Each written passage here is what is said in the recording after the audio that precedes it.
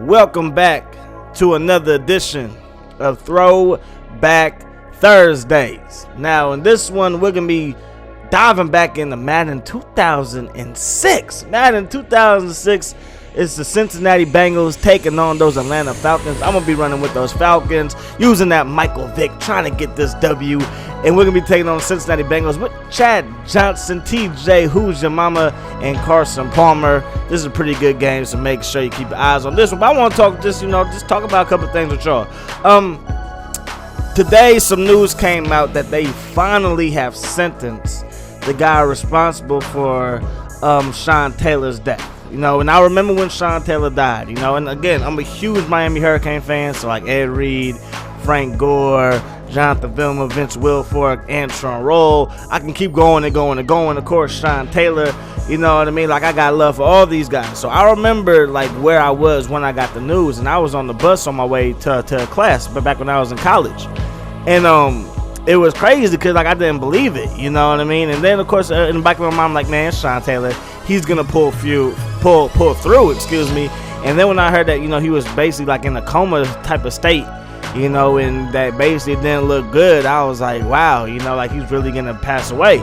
So they finally gave this dude, and they gave him 57 years. They gave him 57 years, you know what I mean? But it's like, it's well overdue, I'm never one to say, oh, this person get this many years, that person get, this many years. It's not my job to sentence people or to judge people, nothing like that. But I mean, again, he got shot, I believe it was like 07, 06, 07, you know what I mean? And it's been a long time coming. So the dude who shot Sean Taylor, who killed Sean Taylor, is gonna get sentenced to 57 years. That's a long time.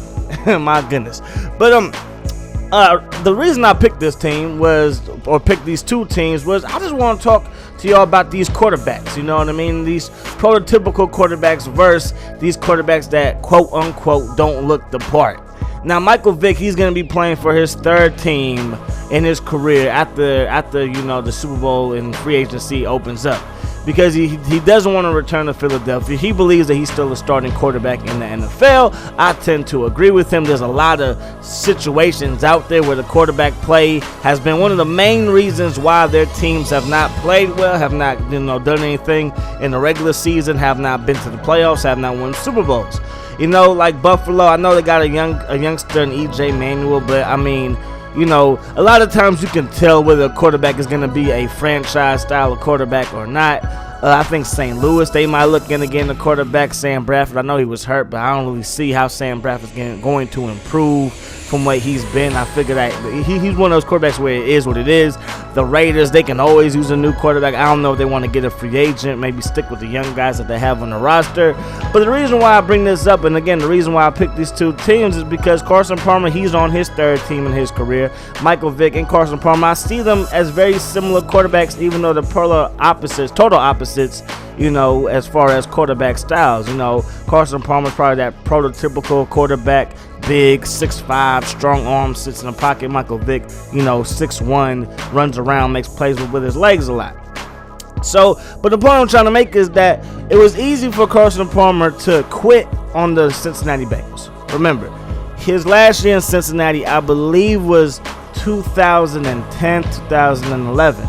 Right? He basically said, trade me, get me up out of here, or I'm not going to play for you. Well, Cincinnati didn't find anybody who was going to trade for him, give them the stuff that they wanted for Carson Palmer. They wanted, a king's ransom for Carson Palmer. A lot of teams were smart enough not to do that. The Oakland Raiders, they bit the bullet. They gave him a first and a second round draft pick. I believe it was 2 first round draft picks and 2 second round draft picks. The stupidest trade in history. And the reason why I say that is because, of course, we all see how it turned out. But it's like Carson Palmer, to me, was never the business. He was never that guy. He was never one of those quarterbacks that I would say, he's going to be a great one. He always looked the part at USC. He was there for 4 years. He was a 4-year starter at USC. He looked the part, you know what I mean? But he threw passes that were just idiotic. That were just stupid. It's like, what are you doing, Carson? And then he goes to Cincinnati. He has weapons upon. He's not one of those quarterbacks that didn't have no weapons. He arguably had the best receiving core, of that time frame. And yes, the Colts, they were running things, with Marvin Harrison and Reggie Wayne. But Chad Johnson, TJ, who's your mama? You know what I mean? It's like, how in the world isn't that a great receiving core? You know what I mean? You had running backs at the running backs. You know, Rudy Johnson was there. I believe he played a year or two with Corey Dillon. I'm not sure about that. But he had some nice running backs behind him as well. And then he just basically forced his way out of Cincinnati. He goes to Oakland. And again, if you're one of these franchise quarterbacks, you're supposed to be able to put a team on your back and take them to the promised land, quote unquote. You know what I mean? But at the end of the day, he's not that quarterback. But he got chance after chance after chance. People gave him pass after pass after pass. And now he's with the Arizona Cardinals. And I'm going to tell you this. The Arizona Cardinals went 10-6 despite Carson Palmer. And I saw Carson Palmer play 3 times this year, so I cannot judge him just off of those 3 games.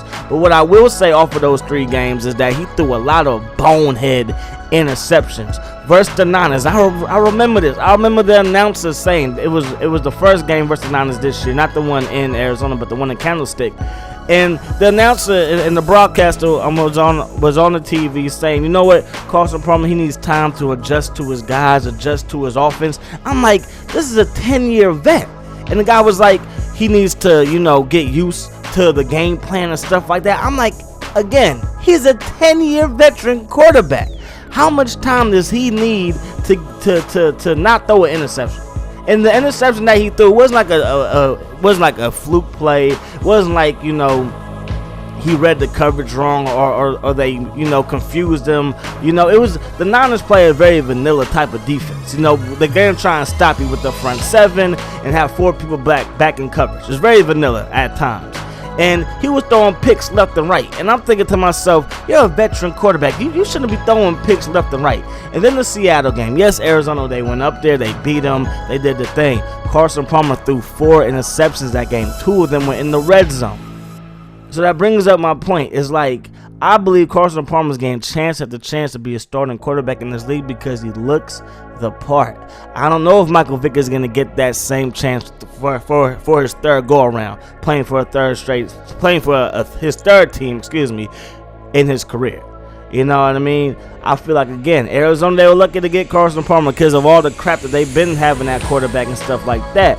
But Mike Vick, he's one of those rare economies that he can run and run well. You know what I mean? People want to convert him to a running back, yada, yada, yada. But at the end of the day, I believe he can still get it done with his arms. He can still get it done with his legs. And I want to see Michael Vick get another chance. Now, he might go to a team that's not going to be a contender. And that's just the risk you take when you want to be that guy. And if you want to be that guy, then you have to take that risk with not being a starting quarterback. You know what I mean? But to me, it was weird to me just how Carson Palmer got chance after chance after chance. He quit on the team, still got a chance. Didn't do nothing in Oakland, still got a chance. And I want to see Michael Vick get that same chance because, I know Nick Foles came in and took his job, and Nick Foles came in and he was balling. You know what I mean? But I think Mike Vick, he can still produce at a high level in this league. But anyways, that's going to do it. I end up getting my butt handed to me by the CPU. I lose 18-7. I am playing on all Madden difficulty. I might have to turn it down to get some wins for y'all. But yeah, I'm going to get up out of here. Hope you guys enjoyed the video. As always, I enjoyed bringing it to you. And this has been a Miles Dawkins 24/7 production. Hope the rest of your day is the best of your day. And I'm out.